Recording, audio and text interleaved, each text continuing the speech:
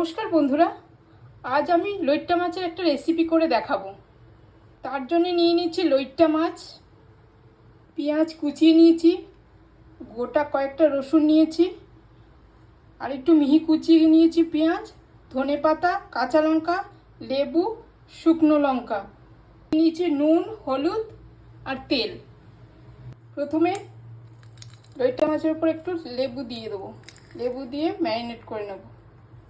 নুন ভালো করে মাখিয়ে নেব। মাছের একটা গন্ধ থাকে, লেবু দিলে সেটা কেটে যায়। মাছটা থেকে যে এক্সট্রা জল বেরিয়েছে সেটাকে আমি ফেলে দেবো। দিয়ে দেবো হলুদ গুঁড়ো, ভালো করে মাখিয়ে নেব। এবার আমি গ্যাস জ্বালিয়ে দিয়েছি, কড়া বসিয়ে দিলাম, দিয়ে দেবো তেল। এবার এক এক করে সব ভেজে নেব। তেল আমার গরম হয়ে গেছে, প্রথমে দেবো শুকনো লঙ্কা, দিয়ে দেবো রসুন। রসুন ভাজা হয়ে গেছে, আমি তুলে নিচ্ছি।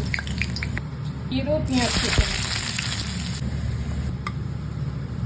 ভাজার তেলে আরেকটু তেল দিয়ে দেবো। গরম হয়ে গেছে, এবার লোটে মাছগুলো কাঁটাগুলো তুলে নেব। ভাজা ভাজা হয়ে আসছে, ভাজা ভাজা হয়ে গেছে, এবার আমি তুলে নেব। বাকি মাছগুলোও ভেজে নেব। এবার আমি এক এক করে সব বেটে নেব। প্রথমে শুকনো লঙ্কা ভাজাটা বেটে নেব, এবারে রসুনটা বেটে নেব, এবার পেঁয়াজ ভাজাটা বেটে নেব। পেঁয়াজ ভাজা বাটা হয়ে গেছে।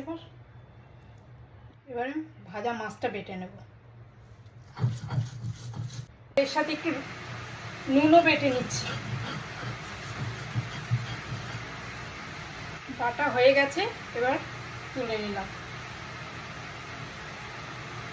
শিরের মধ্যে এগুলো তুলে নিলাম, সব বাটাগুলো নিয়ে নিচ্ছি। দেবো কুচনো পেঁয়াজ, কুচনো ধনেপাতা, কুচনো কাঁচা লঙ্কা। এটা ভালো করে মেখে নেব।